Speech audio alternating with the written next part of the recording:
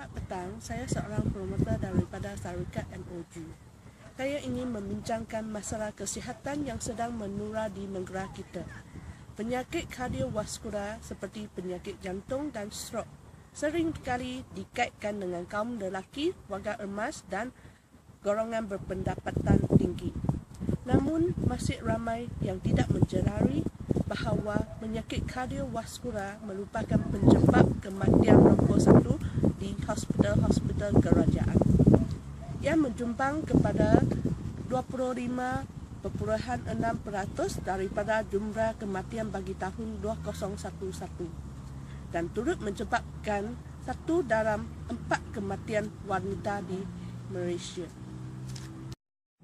Penyakit jantung dianggap sinonim dengan kaum lelaki kerana kebiasaannya mereka menghidap penyakit ini 10 tahun lebih awal berbanding kaum wanita. Wanita mempunyai faktor pelindung daripada penyakit jantung, iaitu hormon estrogen. Namun begitu, risiko penyakit ini dalam kalangan wanita akan meningkat apabila hormon estrogen berkurangan menjelang putus haid dan sekaligus meningkatkan kadar LDL atau lemak jahat di dalam badan. Oleh yang demikian, risiko wanita mendapat penyakit kardiovaskular meningkat berbanding lelaki selepas menopause. Hari Jantung Sedunia tahun ini masih mengekalkan tema di peringkat global, iaitu One World, One Home, One Heart. Tema tahun ini memberi fokus kepada pencegahan penyakit kardiovaskular di kalangan wanita dan kanak-kanak. Ini bermakna kesihatan jantung harus bermula dari rumah, ia bermula dari seorang wanita yang berperanan sebagai seorang ibu. Ia melindungi keluarga dan anak-anak agar faktor risiko penyakit kardiovaskular dapat dicegah serta dikurangkan melalui budaya hidup sihat. Pencegahan penyakit kardiovaskular dalam kalangan kanak-kanak perlu bermula dari awal, iaitu dengan mengaktifkan diri setiap hari dan mengamalkan bermakanan sihat. Makanan segera kegelapan makan di luar dan tempoh masa yang lama dihabiskan di hadapan televisi dan gadget-gadget IT dan komunikasi tidak dikemas pasti sebagai faktor risiko kepada masalah obesiti, terutamanya bagi kanak-kanak yang sedang membesar. Peranan ibu bapa amat penting dalam memupuk budaya sihat kerana ibu bapa lah yang mencorakkan tingkah laku anak dalam aspek kesihatan. Terapkan amalan pemakanan yang sihat di mana jua beradab baik ketika di rumah atau di luar rumah. Galakkan dan sertailah aktiviti fizikal bersama-sama anak.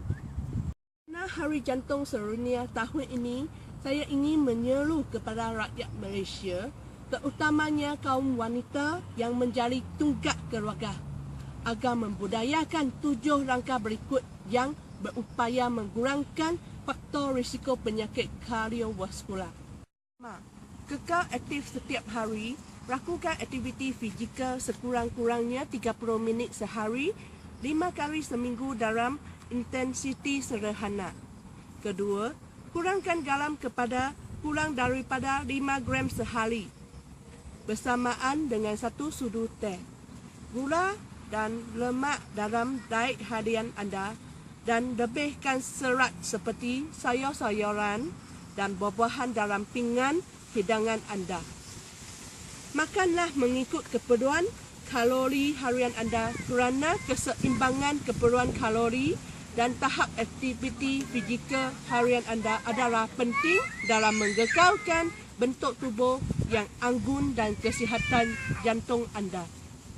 Ketiga, ketahui status kesihatan anda. Lakukan pemeriksaan kesihatan untuk mengetahui tekanan darah, paras gula dan tahap kolesterol dalam darah anda sebagai rangka pencegahan penyakit kardiovaskular. 4. Ketahui sejarah kesihatan keluarga anda. Jika mempunyai ahli keluarga yang menghidap diabetes, hipertensi dan sakit jantung pramatang, berumur kurang daripada 55 tahun bagi lelaki dan kurang daripada 65 tahun bagi wanita. Berwaspadahlah kerana anda berisiko tinggi. Jalani pemeriksaan kesihatan dari kerap dan berikan keutamaan lebih kepada tahap kesihatan. Kelima, berhentilah merokok. Merokok merosakkan salur darah. Ia bukan sahaja berbahaya kepada perokok, malah perokok pasif di sekelilingnya. Jadi, saya ingin menyarankan agar kaum wanita, terutama yang berusia 30 tahun ke atas, untuk menjalani pemeriksaan kesihatan bagi mengetahui tahap kesihatan anda. Jauhkan anak-anak anda dari menjadi couch potato dan pastikan mereka aktif dan makan secara sihat.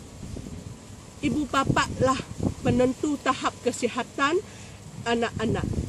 Sesungguhnya, anak-anak yang sihat dan cergas bakal menghasilkan generasi yang dapat menjumbang ke arah pembangunan negara masa hadapan mereka memurah di rumah.